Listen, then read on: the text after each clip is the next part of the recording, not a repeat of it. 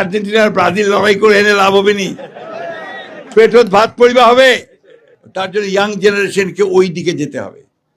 সম্পূর্ণ নিজের চেষ্টায় সলেমান ভাই একটা অভূতপূর্ব আবিষ্কার করেছেন।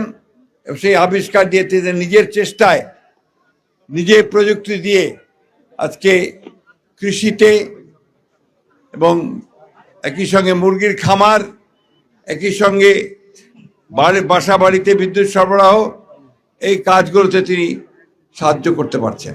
উনি হঠাৎ কয়েকদিন আগে ঢাকা গিয়েছিলেন।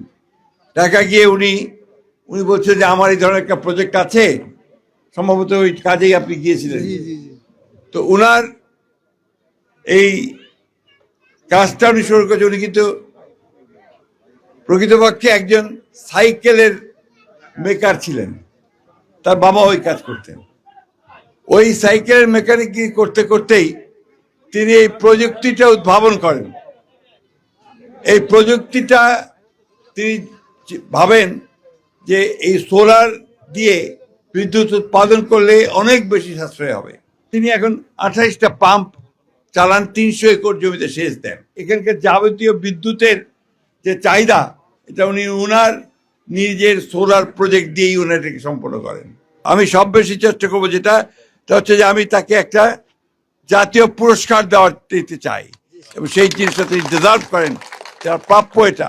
সুতরাং আমরা যখন খালি রাজনীতি নিয়ে কাদা ছোড়াছুড়ি করি, আমরা বিভিন্ন বিষয় নিয়ে আপনার গন্ডগোল করি, তখন তিনি নীরবে উনি কাজ করে চলেছেন এবং একটা অভূতপূর্ব সাফল্য তিনি অর্জন করেছেন।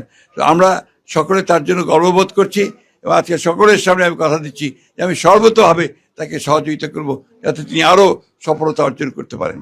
রাস্তাঘাট তো চলবেই, রাস্তাঘাট হবে, সরকার করবে, আইন পরিস্থিতি বাড়াবে, এগুলো হচ্ছে কাজ। খালি ঘুরে এনে আর্জেন্টিনা আর ব্রাজিল লড়াই করে এনে লাভ হবে নি, পেটত ভাত পরিবা হবে। তার জন্য ইয়াং জেনারেশনকে ওই দিকে যেতে হবে, ওই উদ্ভাবন করা, ভালো ব্যবসা করা, যাতে করে নিজে ভালো চলতে পারি, বাপের উপরে আপনার বোঝা না হওয়া, আর জমি বিক্রি করে কাজ না করা।